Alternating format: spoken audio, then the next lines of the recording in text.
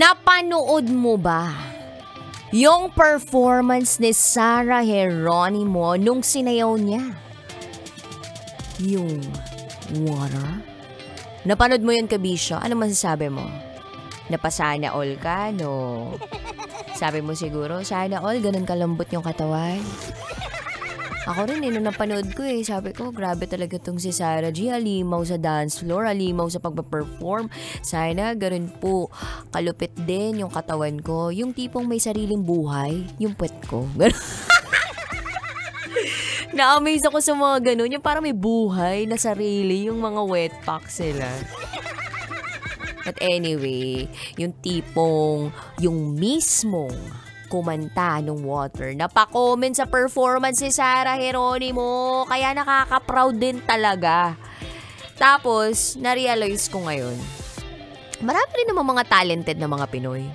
Oo, lalong-lalo na kapag Christmas season. Kasi dito naglalabasan ng mga talento na dapat tinatago na lang.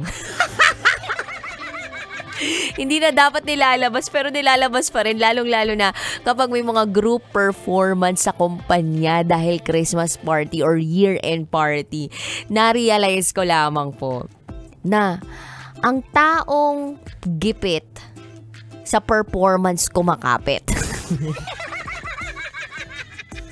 Kakaloka. But anyway, Kabisyo, alam ko naman na pinaghirapan ng mga iba yung kanilang mga performance. Kaya ang pinakamagandang gawin talaga dyan, hanggat hindi pa dumarating yung party ninyo, paghandaan po ninyo.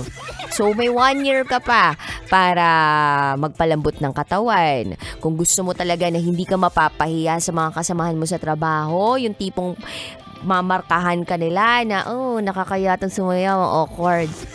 Kung ayaw mo yung ganun, Kabisyo, 1 year pa lang, before pa lang, 1 taon bago yung Christmas party ninyo, mag-practice ka na. Training ka na. Oo. Kasi, hello, Kabisyo, hindi naman lahat nagsisimula na magaling na agad. Ano ka, super duper anak ng Diyos? O, lahat naman tayo anak ng Diyos. Pero, hindi ka naman gifted agad-agad na meron kang ganitong skill.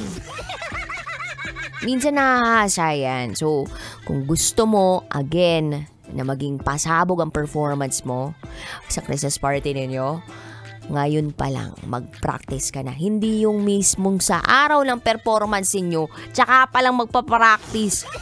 Ang dami ko pong mga na-hostingan na events na merong mga grupong magagaling, yung talagang pinaghandaan. Tapos may mga grupo din na hindi pinaghandaan. Masasabi naman natin talaga na paghahandaan kung malaki yung premyo.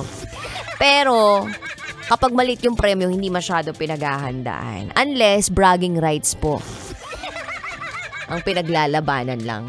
At mga competitive lang yung mga tao. Pero napansin ko, kapag mababa yung premyo, hindi masyado pinaghahandaan. Pero kapag malaki yung premyo, parang katulad sa amin kagabi, 10,000 yung premyo nung nag-line dance kami, nanalo yung kumpanya namin.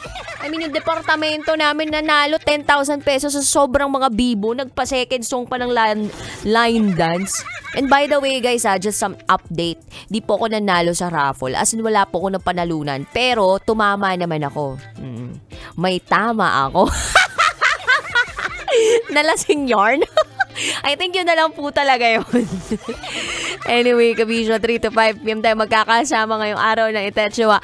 Kapiling ang babaeng naniniwalang hindi man ako palaging may pera.